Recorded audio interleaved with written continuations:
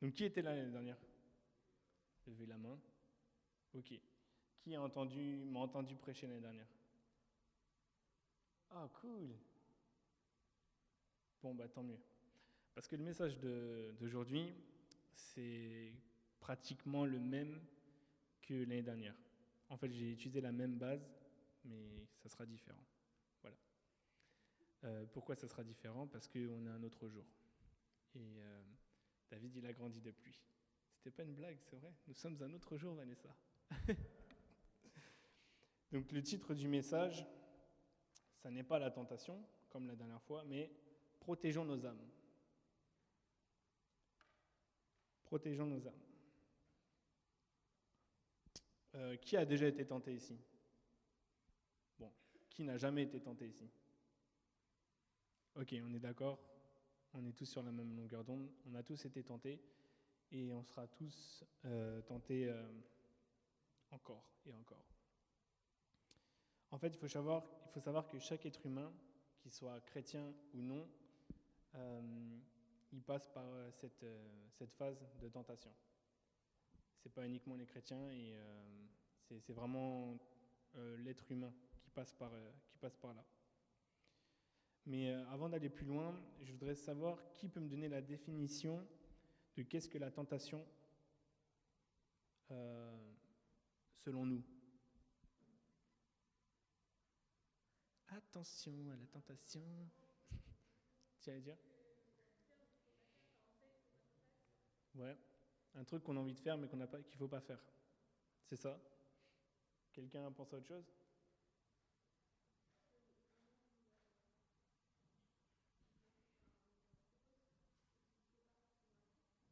Ouais, c'est ça. Vous avez toutes les deux la bonne réponse. En fait, la tentation, c'est l'incitation tout simplement au péché. C'est-à-dire que la tentation, ça va nous tenter et ça va nous séduire. Vous connaissez tous la tentation. Donc elle nous séduit et ensuite on a le choix de succomber ou pas. Et est-ce que vous pouvez me dire quel est le salaire du péché? Ok, je suis dans la bonne église. JBB a bien été formé. Donc c'est ça, le salaire du péché, c'est la mort. Ce qui veut dire que il y a la tentation qui vient. Ok, je succombe ou pas? Je succombe ou pas à la tentation? Et si tu succombes, ça veut dire que tu pèches contre Dieu, donc tu déshonores Dieu, donc tu meurs, quoi, tu as ton salaire à la mort. Et bah, si tu succombes pas, bah, tu honores ton Père Céleste et bah, c'est hyper cool, la vie continue et tu es encore plus fort parce que tu as dépassé une tentation. Ce que je voulais dire, c'est que ça n'est pas parce qu'on est tenté qu'on est condamné. Ça n'est pas parce qu'on est tenté qu'on a la répercussion du salaire du péché. Parce qu'il ne faut pas oublier que Jésus lui-même a été tenté. Et pourtant, Jésus était parfait. Donc avant d'aller un peu plus loin dans le message, c'était juste l'introduction. C'est un petit peu tous les points qu'on va voir aujourd'hui. Et bah, je vais demander aux gars s'ils peuvent passer la vidéo.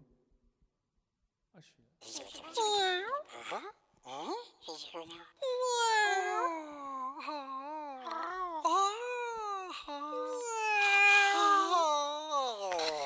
Le chocolat, nous, on l'aime fondant. Trésor de Kellogg's. Un trésor pour les chocovores. Ok. Vous êtes en train de vous dire, mais qu'est-ce qui nous a diffusé là, David? Moi, je kiffe bien les pubs de chocovores, de Kellogg's. J'aime bien leurs pubs parce que, en fait, elles me font penser un peu à moi. À moi quand je suis tenté. Là, qu'est-ce que vous avez vu? Un chocolat qui fond. Et pourquoi il fond? parce que le chaton, il est trop mignon, il est trop mignon, oh là là. Et bah, la tentation, c'est exactement la même chose. Physiquement, c'est très attirant. Dans l'apparence, dans son apparence, ouais, c'est très attirant. Mais le contenu n'est pas forcément positif.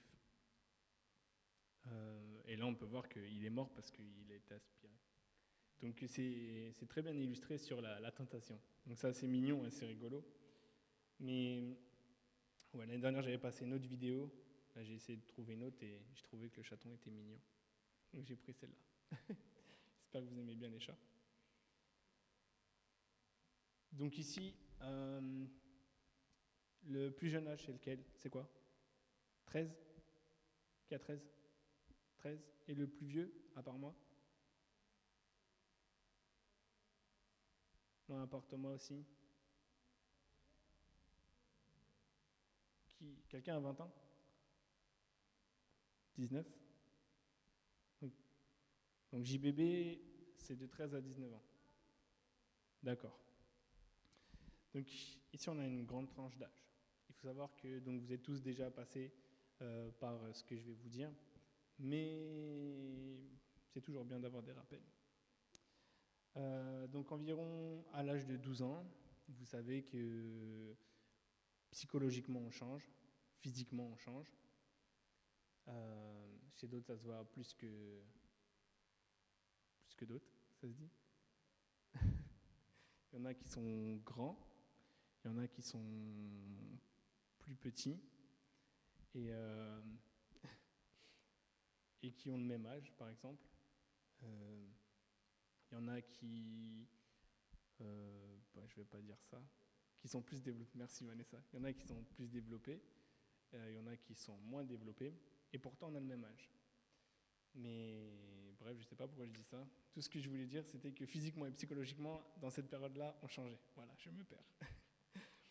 Et notre façon de voir les choses change. C'est-à-dire que avant, dès que papa et maman disaient quelque chose, on dit Amen. On dit ok, mon père l'a dit, bon bah c'est ça. Et là, on va un peu faire les bad boys, les bad girls, et on veut montrer que bah, qu'on existe, qu'on a une opinion, et que nous aussi, on sait prendre des décisions. Sauf que bah, des fois, le manque de sagesse fait qu'on prend de mauvaises décisions. Et on a tous cette tendance à vouloir repousser nos limites. Et c'est là que la tentation intervient. On veut toujours aller plus loin. C'est une bonne chose de vouloir dépasser ses limites. Sauf que des fois, on veut dépasser nos limites, mais ces choses-là ne sont pas réservées, ne sont pas destinées à la saison dans laquelle on est actuellement. Je vais donner un exemple concret. Je viens de... ça fait 6 mois maintenant que je suis fiancé avec Rihanna. Et vous le saviez tous. Et Rihanna et moi, on ne s'embrasse pas. C'est-à-dire qu'on a décidé d'attendre le mariage pour s'embrasser. Et bah, ça arrive souvent qu'on soit tenté, mais on ne veut pas aller trop loin. On ne veut pas découvrir ce cadeau-là qui est réservé pour une saison bien particulière. Donc c'est comme ça que je peux vous illustrer ça. Et bah, dans la vie de tous les jours, on a envie de voir, de toucher, de goûter à des choses qui ne sont pas pour une saison ou qui ne sont pas bonnes du tout. Aujourd'hui, grâce à la technologie, on a accès à absolument tout et n'importe quoi. On peut aller sur des sites où on peut voir des vidéos. On peut aller sur des sites où on peut commander des produits qui sont interdits dans notre pays ou interdits par la loi. On peut aller sur des sites qui nous permettent de prendre de commander des objets qui sont interdits dans notre pays ou qui sont interdits dans la loi divine de Dieu. Et là où je veux en venir, c'est qu'on est une génération où c'est encore plus facile de succomber à la tentation. Un exemple que j'avais donné l'année dernière, c'est que maintenant, une chose que l'on voit vraiment partout, c'est tout ce qui est attiré à tout ce qui a une connotation à Eros. L'amour érotique, c'est ça? C'est l'amour physique entre un homme et une femme. Le monde de maintenant nous a enseigné et essaie de nous enseigner que c'est quelque chose de banal, quelque chose de normal de voir ces choses-là. Sauf que logiquement, les seules personnes qu'on devrait voir dans cette situation, c'est notre compagne ou notre compagne. Notre comment? Notre compagnon. Merci. Et, simplement pour du café, Nespresso, moi qui travaille dans la vidéo, si je devais faire une pub pour du café, j'irais un bon Français avec son chapeau, sa baguette de pain, qui irait dans une brasserie, qui commanderait un café, il sera en train de le boire, et il dit il est bon le café, par exemple. Mais c'est pas comme ça dans le monde. Dans le monde, je sais pas si vous avez déjà vu les pubs de Nescafé ou Nespresso, on voit de la fumée qui est hyper envoûtante, la fumée est hyper sensuelle. C'est ça en fait, c'est que on pense que ce qu'ils veulent nous montrer, c'est la femme qui est en extase parce qu'elle a senti le café, et l'homme et l'homme qui est pareil en extase parce qu'il va boire du café. Mais si vous regardez bien cette pub, moi j'assimile la fumée de ce café-là à l'esprit, Eros. Il est là, il est séduisant, il est envoûtant comme je dis, mais au final, tu bois pas du café, quoi. Tu fais pas ça quand tu bois du café. Bref. Tout ça pour dire que dans Psaume 101, verset 3,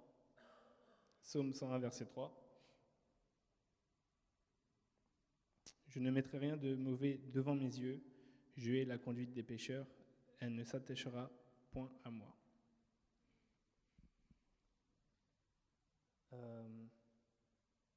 Je vais vous partager mon témoignage comme je l'ai fait l'année dernière, mais c'est cool parce que tout le monde ne l'a pas entendu. Comme vous savez, je suis né dans... Et en plus, il y a une version en plus, hyper encourageante, depuis... C'était quand, Fabrice?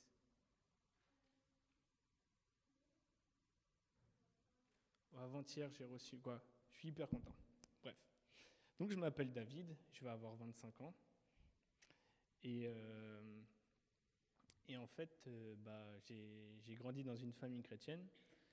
Mon père, c'est le pasteur Jean-Pierre, et ma mère, c'est la femme de pasteur Jean-Pierre. C'est Régine Placide. Donc j'ai grandi avec des très bonnes valeurs, de très bonnes bases, et j'ai bien grandi. Je fais 1m84 aujourd'hui, donc je suis assez content. Et en fait, arrivé au lycée, je fréquentais des personnes.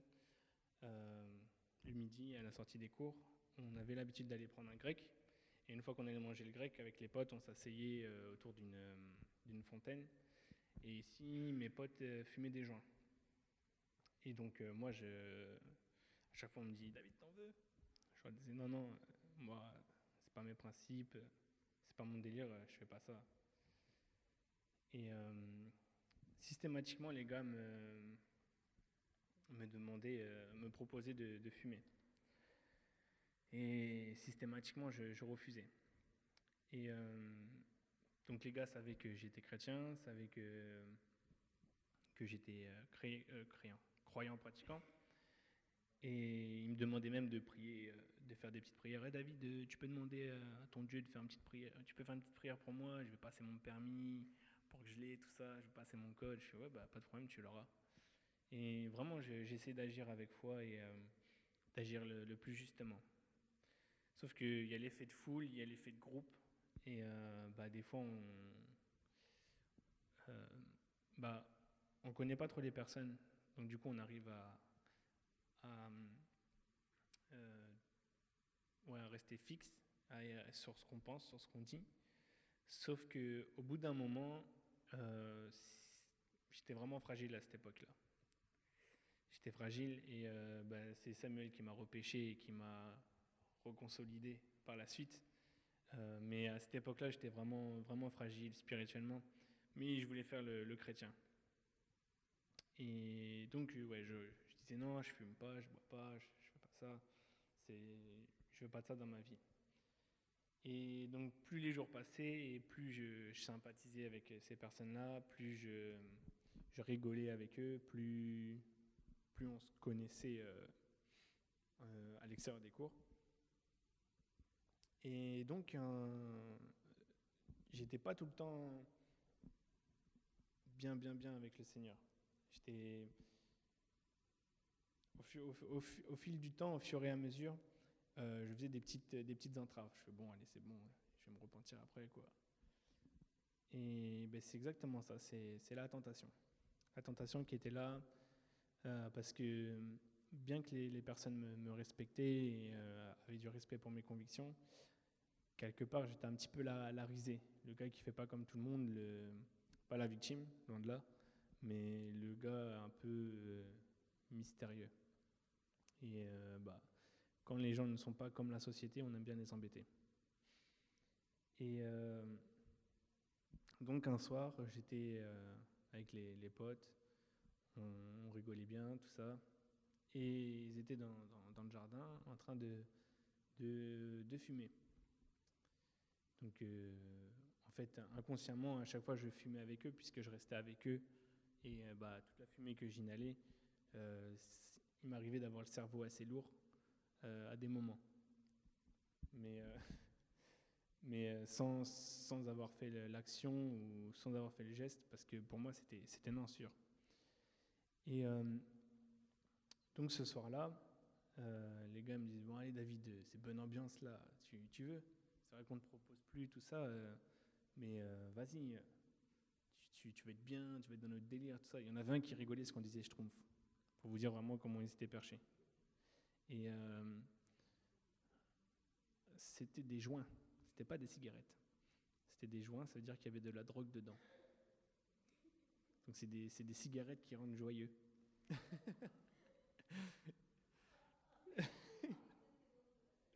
Ouais, voilà. Et au fil du temps, ça déconnecte les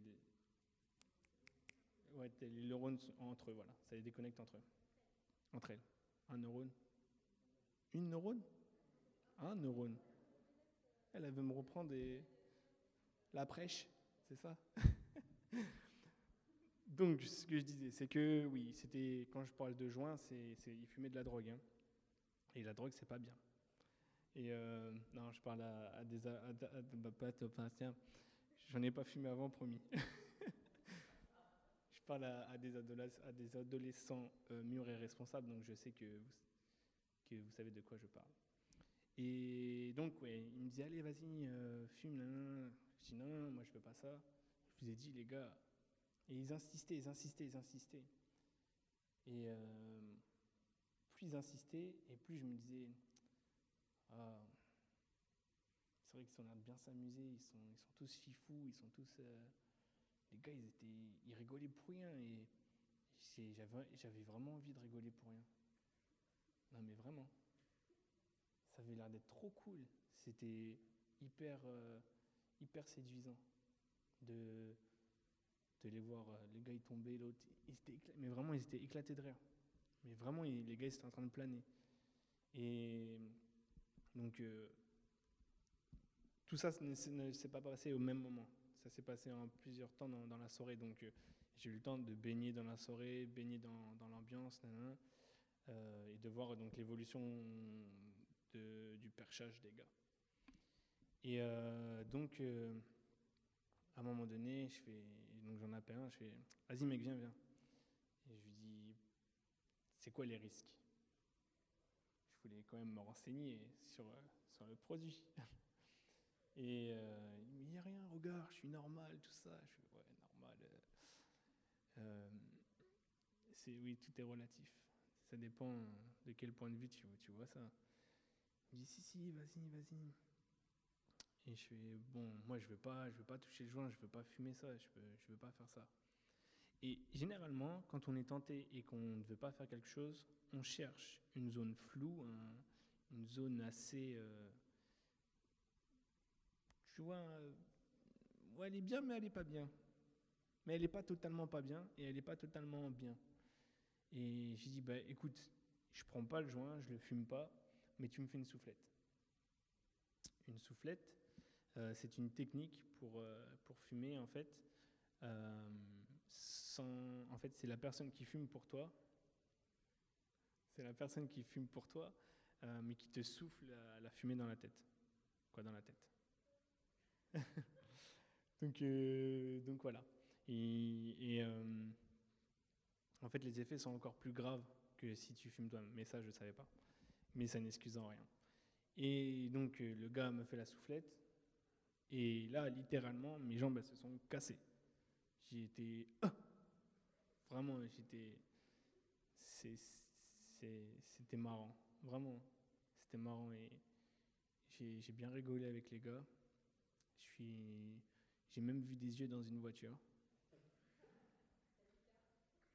J'ai vu Cars. Flash McQueen. Apparemment, je courais très bizarrement. Quoi. Tout ça, c'est hyper drôle là. Mais le lendemain, quand je me suis réveillé, je me sentais lourd et vide. Lourd dans le sens mince. J'ai vraiment un poids.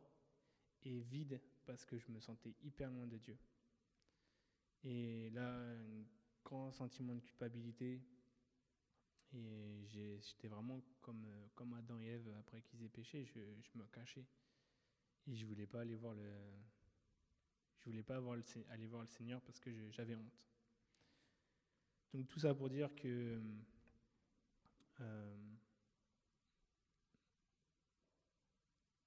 il faut vraiment être armé et être stable et solide sur nos positions quand on est avec notre entourage qui n'est pas chrétien. C'est-à-dire que je pensais être suffisamment fort et au final, j'ai pas réussi. Et une chose que Samuel m'a toujours dit, c'est que tu peux prendre une tomate pourrite. Une tomate pourrite. Ben, tu peux prendre un beau panier, tu mets une tomate pourrie dedans. Non. Oui, c'est ça. Les tomates vont pourrir. Et tu peux prendre une belle tomate que tu mets dans un panier de tomates toutes pourrites, et bah la tomate va pourrir. Vous avez compris? Ou je le refais? Donc je suis la tomate pourrite. Là, il n'y a que des belles tomates. Je vais avec les autres tomates belles, et bah je vais contaminer les autres. Et là, je suis la belle tomate, et là, il y a les méchantes tomates. Et bah je vais avec les méchantes tomates, et bah je suis contaminé. Donc c'est-à-dire que ça ne marche pas dans tous les sens. Vous pouvez influencer des personnes. Vraiment, je ne dis pas que vous êtes chrétien, vous allez tomber, non, pas du tout. Mais il faut faire les choses progressivement et petit à petit et ne pas voir trop grand. Comme moi, j'ai vu trop grand. En voulant imposer mon style et au final, c'est eux qui l'ont imposé sur moi. Mais une chose très intéressante, et c'est là où c'est un petit peu différent de l'année dernière, c'est que récemment, j'ai vu mon pote avec qui j'étais lors de cette soirée-là, et il allait pas bien, il passait par une épreuve difficile, et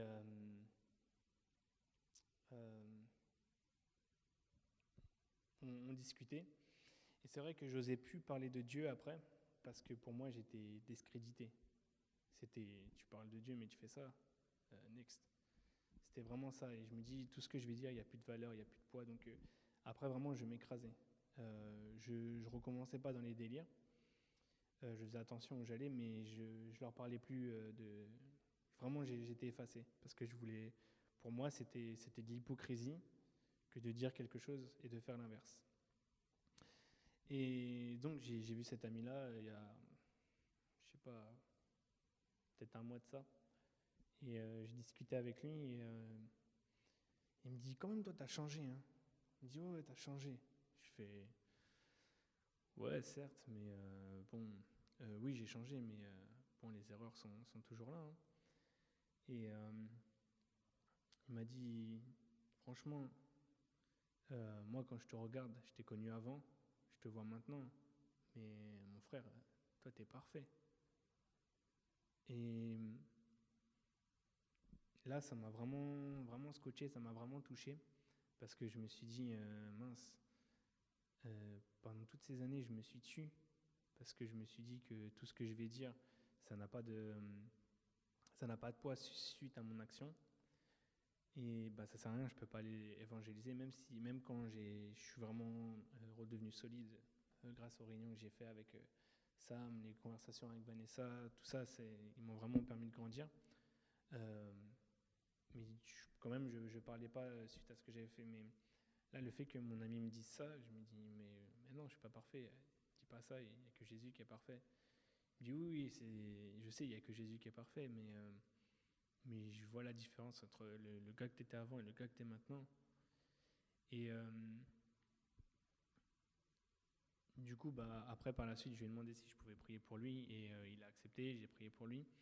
Et maintenant, c'est toujours je le vois plus souvent, plus régulièrement, et c'est en chemin.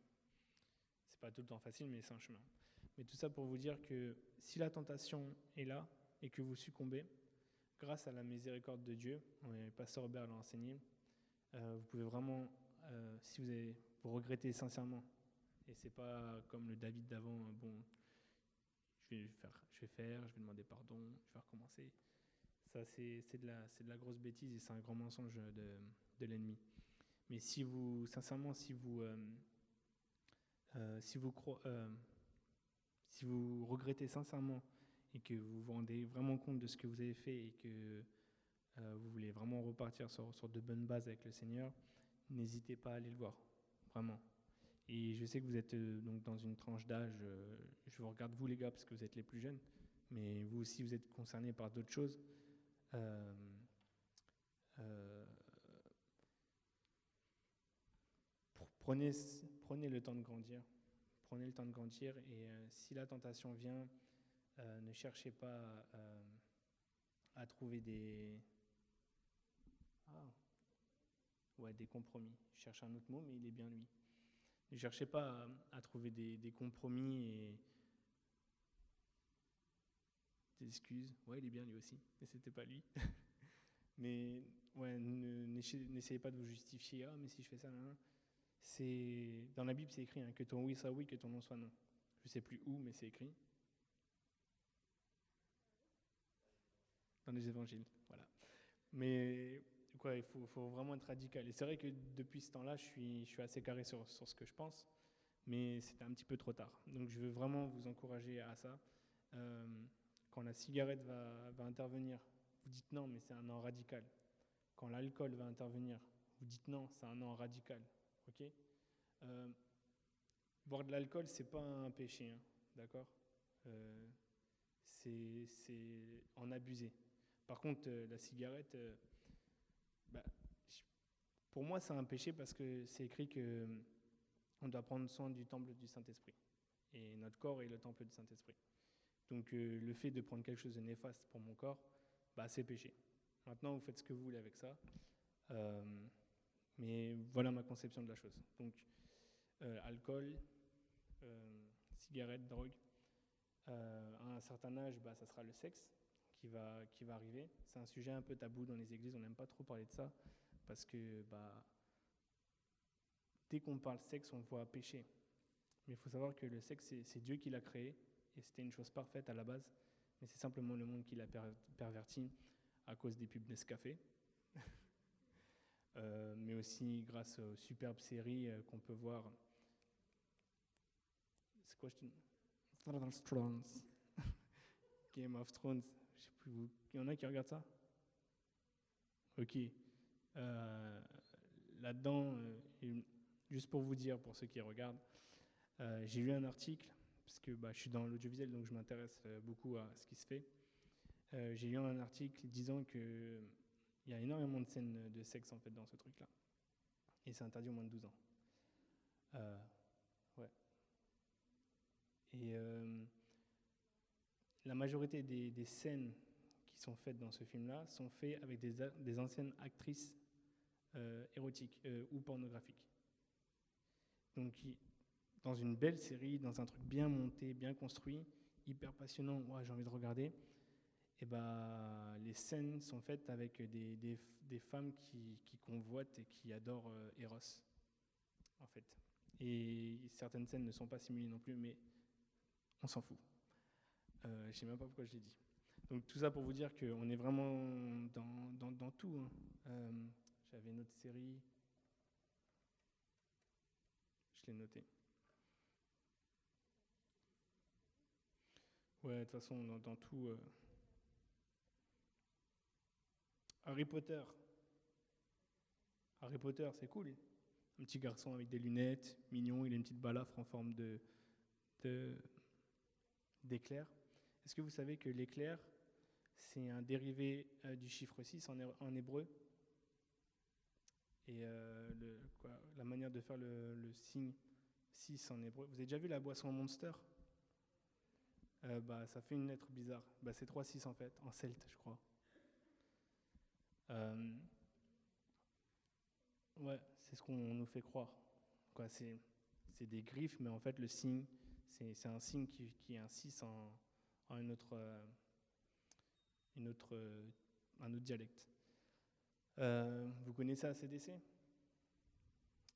C'est un groupe antichrist, un groupe de rock. Ça veut dire Antichrist, Die to Christ, AC/DC. Mais c'est aussi un code en électronique. Et en plus, il y a un éclair pour faire genre AC/DC, bon, c'est l'électronique, ok, pas du tout. Tout, absolument tout est perverti et tout est beau, tout est mignon.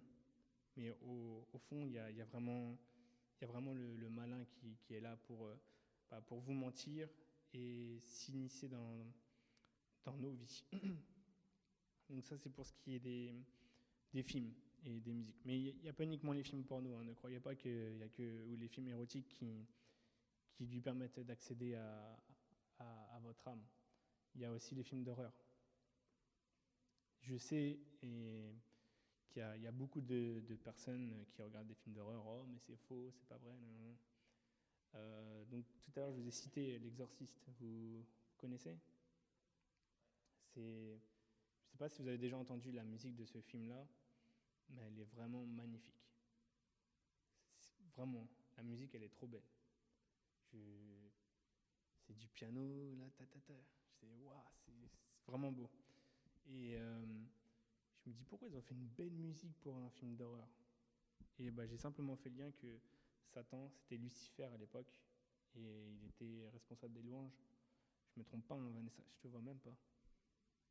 Non, c'est pas ta taille, c'est le soleil. Donc voilà, c'est faut que j'aille vite. L'ange de la musique, voilà, merci pour ce conseil. C'est l'ange de la musique qui... Et pour moi, tout de suite, j'ai fait le lien. Il faut savoir que tous les acteurs de ce film-là sont morts d'une maladie hyper rare ou une maladie qui était morte, qui était dissoute. Dans la réalité. Ouais. En fait, il y avait tellement l'esprit de Satan dans ce film-là que tu fais pas les choses gratuitement. Tout ce que tu fais, il y a des conséquences. Et les gens pensaient, bon, je vais gagner mes sous, c'est un bon film, ça va bien faire peur aux gens. Mais ils sont tous morts. Ils sont tous morts. Ils n'ont même pas eu le temps de profiter de leur argent.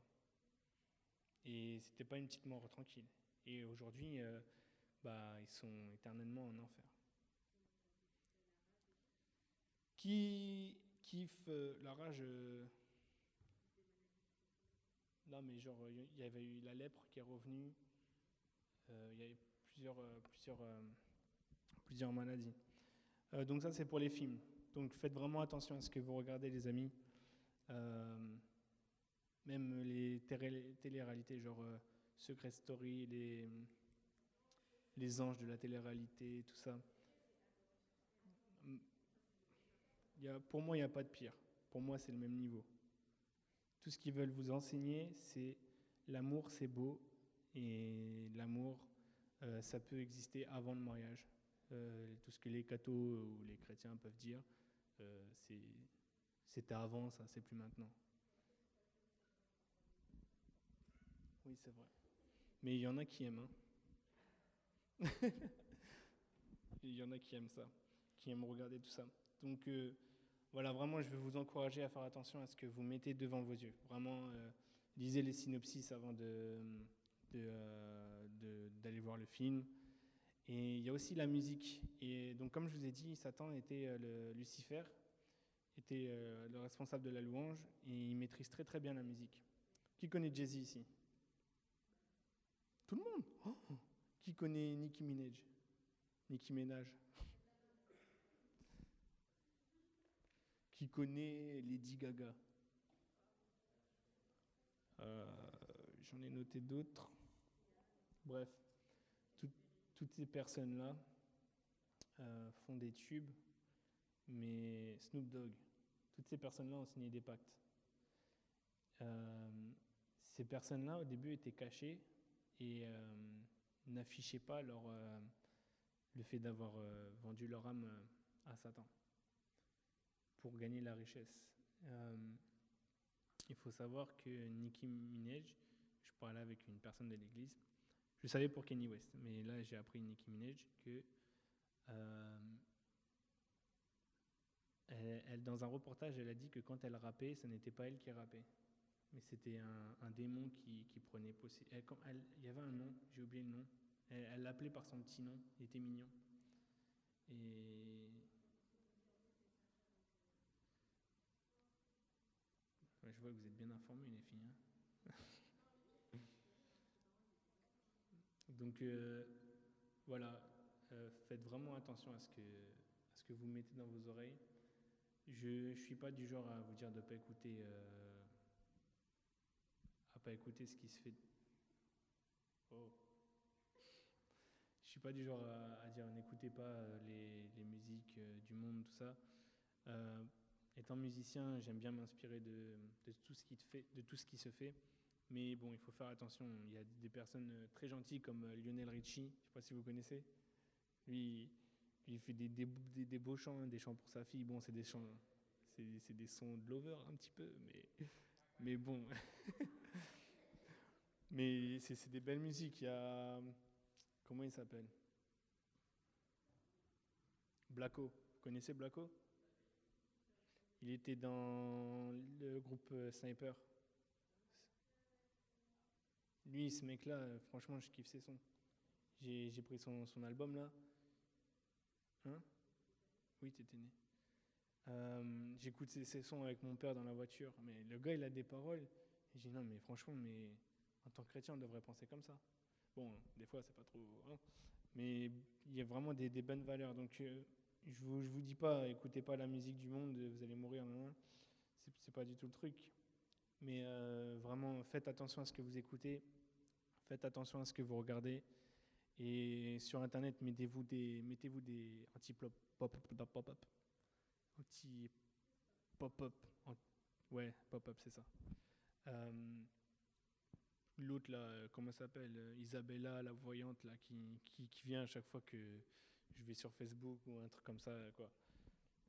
Bloquer ces trucs-là pour gagner de l'argent, tout ça, c'est des choses qui sont là pour nous séduire et nous détourner simplement du Seigneur. Et tout à l'heure, je vous ai dit que la tentation n'est pas un péché, mais succomber à la tentation, c'en est un. Et en fait, ce qu'il faut savoir, c'est que Jésus aussi, il a été tenté, comme je vous ai dit, dans Matthieu chapitre 4. Alors Jésus fut emmené par l'Esprit dans le désert pour être tenté par le diable. Après avoir jeûné 40 jours et 40 nuits, il eut faim. Le tentateur s'étant approché lui dit « Si tu es le Fils de Dieu, ordonne que ces pierres deviennent des pains. » Jésus répond « Il est écrit, l'homme ne vivra pas de pain seulement, mais de toute parole qui sort de la bouche de Dieu. » Pour vous, Jésus, il a vaincu la tentation ou pas? Ok, en fait, c'est des questions bêtes juste pour savoir si vous êtes toujours connectés avec moi.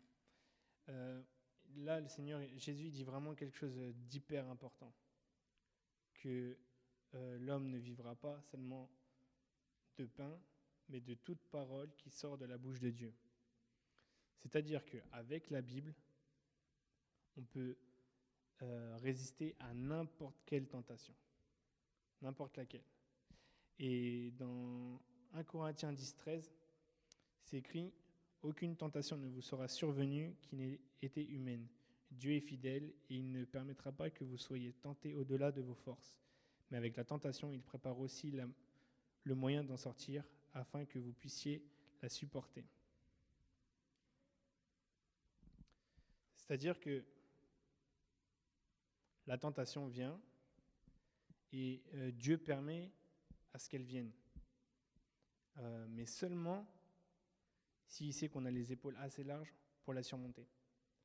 Donc la prochaine fois qu'une tentation viendra dans votre esprit, vous pensez à 1 Corinthiens 10, 13, c'est ce que j'ai fait pour me sortir des majorités des tentations. Je ne dis pas que je suis parfait et que je résiste à tout, hein, pas loin de là, mais pour la majorité, je pense à 1 Corinthiens 10, 13. C'est un verset que j'ai appris par cœur, du moins la référence. Et vraiment, dès que vous êtes tenté pour la moindre chose, hein, la tentation, c'est vraiment partout, hein, c'est vraiment subtil, et ça vient par une pensée qui, déjà, dès qu'il y a la pensée, vous dites stop. Ne cherchez pas la pensée. Ah, qu'est-ce que tu dis ? Oui, je t'écoute. Oui, ouh. N'allez même pas jusqu'à ce stade-là, d'accord ? Vraiment, dès que la pensée vient, vient, vous la stoppez. Et si, dans le cas où vous n'avez pas eu le temps, vous n'avez pas eu le courage, la force, vous n'avez pas réussi à la stopper avant, vous pensez à 1 Corinthiens 10, 13. Ok, si cette tentation est là, c'est que Dieu le permet. Donc, je peux m'en sortir. Et en plus, ce qui est génial, c'est que à travers toutes ces tentations-là, le Seigneur va nous forger. Aujourd'hui, je ne serais pas l'homme que je suis si je n'avais pas eu mon passé. Il y a des choses que je regrette, mais qui m'ont permis d'apprendre, et de ne pas recommencer. Et quand on tombe, vous connaissez cette phrase, hein, tout le monde le dit, le plus important, c'est de se relever. Mais il faut vraiment que vous croyiez que vous pouvez vous relever parce que c'est une vérité. Et si vous vous dites non, je peux pas, je vais pas. On aime bien rester dans notre truc, oh là là, pauvre de moi. Ça, c'est un mensonge, ok ?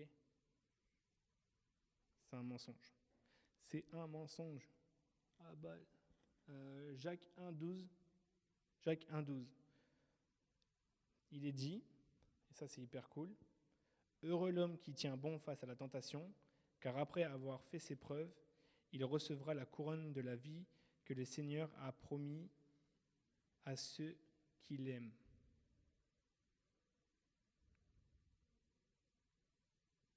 C'est pas hyper bien ? Ça va ? C'est bientôt fini. Ah oui, c'est bientôt fini. Oh, dis donc ça, mais je ne savais pas. Il faut pas oublier quelque chose. Ok, il y a la pensée qui vient. Ensuite, je suis dans le cas où je réfléchis, hein, d'accord ? Je dis, bon, est-ce que je pêche ou pas ? Oui, non. 1 Corinthiens 10, 13 ? Non, je pêche pas. Et des fois, on se sent un peu immunisé, genre, j'ai résisté à ça, rien ne peut m'arriver. Et c'est souvent après des grandes victoires qu'arrivent les grands échecs. Les grandes...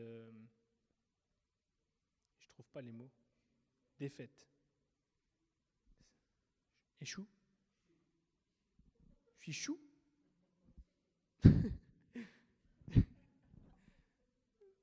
Oui, je ne vois pas. Donc, défaite. Je voulais dire défaite, parce que victoire, ça va avec défaite. Voilà, donc c'est souvent après les plus grandes, les plus grandes victoires qu'on a c'est souvent après les victoires qu'on a les grandes défaites. Pourquoi ? Parce qu'on baisse notre garde, les micros aussi, on baisse notre garde, on se sent immunisé, on se sent invincible, Mais il ne faut pas oublier qu'on n'est que des hommes et que sans Dieu le Créateur, on n'est rien. Il ne faut vraiment pas oublier ça. Donc je veux vraiment vous encourager, je vous donne des clés parce que je sais que c'est... je pense que je ne sais pas ce qui se passe après 25 ans parce que j'ai pas encore fait. Mais avant, je peux vous dire. Et si j'avais eu ces clés et si j'avais mis en pratique ces clés-là, il y a beaucoup de choses que je n'aurais pas fait. Et lorsque vos parents vous disent ne fais pas ça, c'est mauvais, c'est pas qu'ils veulent vous punir ou vous priver de quelque chose. C'est qu'eux-mêmes sont passés par cette situation-là et qu'ils ne veulent pas que les conséquences qu'eux ont dû subir vous arrivent à vous. Donc voilà, je crois que c'est tout ce que je voulais dire. Youpi. Alors, est-ce que vous avez des petites questions très rapidement? Non? Vous savez pas? Pasteur Sam? Reste là. Merci David, est-ce qu'on peut l'applaudir? J'étais en train de l'écouter prêcher et j'étais en train de me dire que puisque c'est vrai que je suis jeune un peu plus longtemps que de certains ou certaines, je voudrais juste poser quelques questions. Peut-être David, en t'écoutant aujourd'hui, il y en a beaucoup. Quand je dis beaucoup, c'est relatif, mais néanmoins ça pourrait concerner quelques-uns ou quelques-unes, on ne sait jamais. Quel conseil tu donnerais si en ce moment précis, tu as parlé de films, tu as parlé de musique, tu as parlé même au niveau des hormones. Qu'est-ce que tu conseillerais quelqu'un si tu as parlé de la cigarette aussi? Et c'est vrai, juste pour dire, il n'a pas trouvé le mot, j'en suis sûr qu'il l'aurait trouvé. Je dis toujours, si Dieu voulait qu'on fume, il aurait mis notre nez là-haut, ça aurait fait une cheminée au lieu de mettre notre nez là. Bon, c'est juste moi. Bref, c'était juste pour détendre l'atmosphère.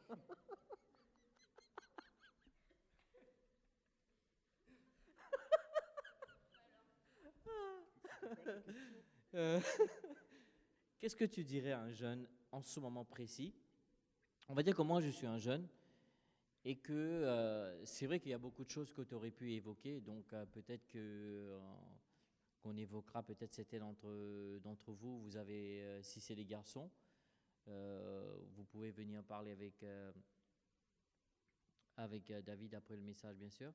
Qu'est-ce que tu leur conseillerais exactement? Parce que à t'entendre ce qui a été dit, donc tout ce qui est proposé n'est pas bon. Tout ce qui est proposé n'est pas bon? Oui. C'est relatif. Tout ce qui est proposé n'est pas bon. Donc si j'ai bien compris la question, c'est quoi la question? Tu as parlé par rapport au film. Et c'est vrai que ce que j'ai bien aimé, au fait, ce que tu as souligné, il n'y a pas que des films érotiques qui peuvent nous inciter à la sexualité.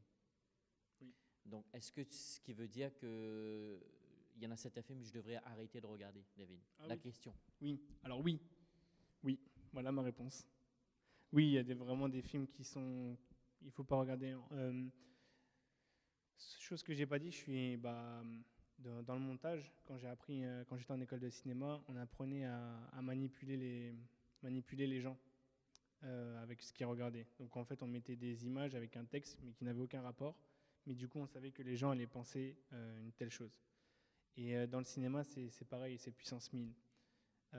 Si vous, pour moi, c'est dans Jérémie, c'est écrit de faire attention à ce qu'on regarde. Le fait de regarder des films, et vous savez que c'est pas bien, vous nourrissez votre esprit, vous laissez une porte ouverte à Satan, et il faut pas. Il faut vraiment garder cette porte scellée. Et pour moi, les films d'horreur, c'est à bannir. Les films érotiques, c'est à bannir. Les films pornographiques, c'est à bannir. Les séries où on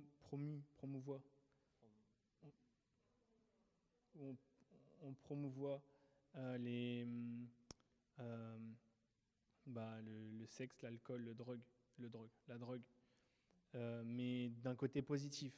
Si c'est un film genre, c'est positif au début, mais le gars il essaie de s'en sortir. Il y a beaucoup de films ricains comme ça où des gars de la street et il y a un mec super génial qui les influence. Ça a des belles morales, mais si c'est des films qui, vous, personnellement, vous n'êtes pas stable au niveau, vous vous dites ça me tente très bien, lâchez l'affaire et bannissez ce genre de film-là. Il a coulé, ouais. Non, c'est vrai, je te promets, il a coulé.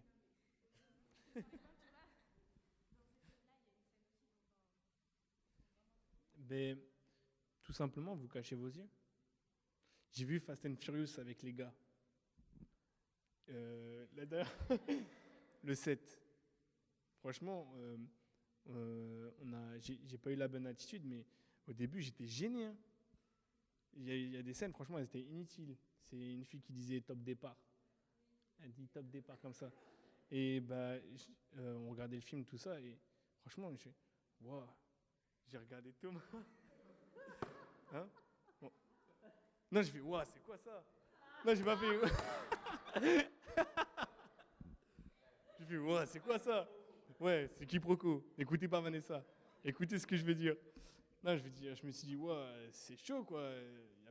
C'est nos limites, c'est Fast and Furious. Je viens voir des voitures, pas des filles en mini-jupe. Exactement. Et je voudrais juste rebondir sur ce que David a dit. Même il y en a, je pense, c'est Sephora qui demandait, quelqu'un qui demandait ce que ce film, franchement, j'ai été le voir et il y a un moment où je regardais les yeux de la personne à côté parce qu'on était assez gênés. Juste quelque chose que je voudrais vous rajouter. Si vous regardez ce genre de scène et que vous ne vous sentez pas mal, vous devez vous poser des questions. Non, sérieusement. Sérieusement, si vous regardez un film et qu'il y a ce genre de truc et que vous dites, il n'y a pas une alerte comme si, tu sais qu'à l'intérieur de toi, et ce que tu regardes n'est pas bon, là, vous devez vraiment vous poser des questions. Genre, vous devez vraiment m'appeler tout de suite, quoi.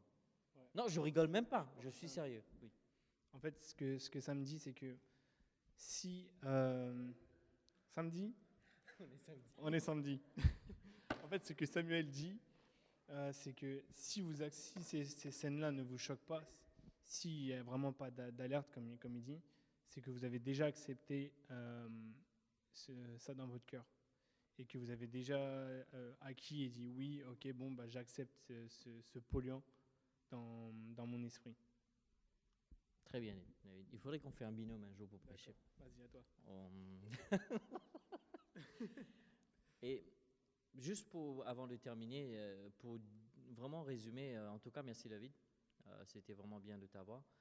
Vous savez ce qu'il essaie de vous dire, c'est que pour moi, l'exemple plus concret, c'est que comme si vous prenez un verre d'eau et vous mettez une cuillère, une petite cuillère de l'eau de Javel, ça ne se verra pas à l'œil nu, mais l'eau ne sera plus pure, elle est polluée.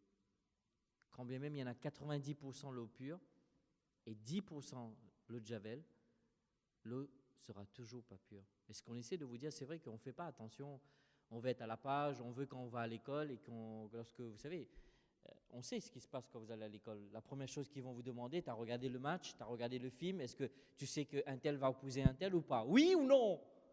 Je me suis endormi, moi, tu as regardé ou pas?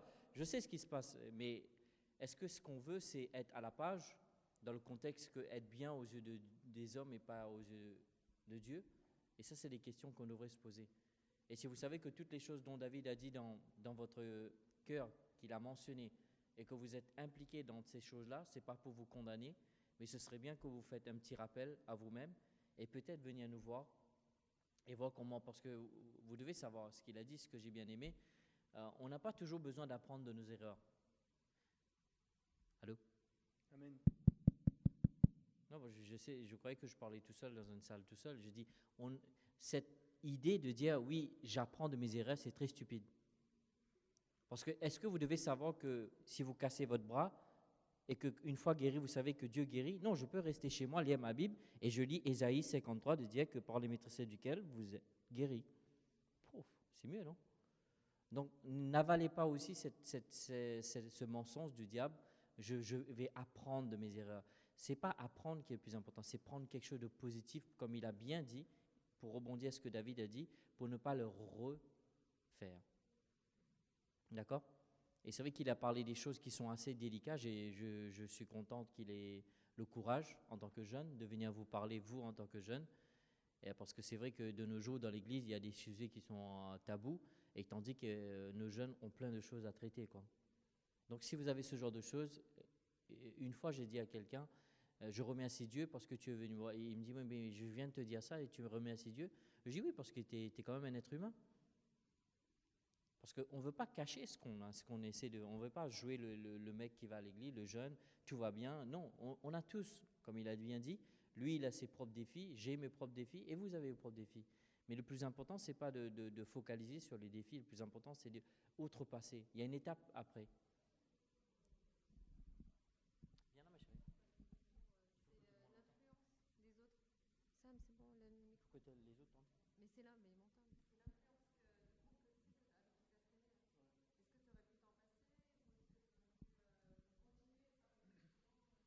Est-ce que j'aurais pu continuer hein À être avec eux. Alors, l'effet de masse, ouais. En fait, il y a un truc, j'ai regardé un reportage sur Ushuaïa TV, et non, mais je kiffe les dessins, les reportages sur les animaux. Et en fait, ils étudiaient l'effet de masse, l'effet de foule. Et il y a les tritons, c'est des poissons. Quand il y en a un qui va là-bas, tout le monde va là-bas. Pourtant, il n'y a pas de leader. Et bah, moi, c'est un peu ce qui s'est passé. Au départ, j'étais un peu solo, comme Dory, dans Nemo. Et bah, au fur et à mesure, je suis devenu, je me suis inséré à leur famille, on va dire. Et là, j'ai été influencé. Est-ce que j'aurais pu ne pas être influencé à ça si j'avais assimilé que dans Matthieu 4, que l'homme ne vivra pas de pain, mais de toute parole que Dieu aura dite. Si j'avais assimilé ça et que j'avais une plus grande vie de prière, une vie vraiment, une relation intime avec le Seigneur, oui, j'aurais eu les épaules pour faire face à eux. Ça répond à la question ? D'accord. Et j'avais un ultime truc à dire. J'y pensais pendant que Samuel parlait. Il y a aussi une tentation en ce moment, dans la tranche d'âge, c'est on a tous envie de se maquer, on a tous envie d'avoir un petit copain ou c'est comme se maquiller mais c'est raccourci, Mac. On a tous envie d'avoir un petit copain, une petite copine, tout ça. Vraiment, je veux vraiment vous dire, ne perdez pas votre temps avec ça. C'est vraiment ça sert à rien. Tant que vous n'êtes pas en âge, bah pour les gars, vous n'êtes pas des hommes. Tant que vous n'êtes pas des hommes et que vous n'êtes pas prêts à assumer une femme, lâchez l'affaire. Parce que c'est un investissement. C'est un investissement. Et les filles, bah, je sais que vous aimez bien avoir de l'attention. J'ai 2 grandes sœurs, donc vous aimez bien avoir de l'attention, tout ça. Oh, il m'a regardé. Nan. Pensez à Jésus qui vous regarde tout le temps. Tout simplement. Donc ne cherchez pas. Et si vous avez des sentiments pour quelqu'un, je vais vous donner un conseil qu'on m'a donné. Vous prenez vos sentiments, vous les mettez dans une boîte et vous redonnez la clé au Seigneur. Mais avant ça, il faut fermer la porte à clé de la boîte. Ok ? Et vous laissez le Seigneur agir, faire ce qu'il veut avec ses sentiments. Et regardez, aujourd'hui, je suis avec Rihanna.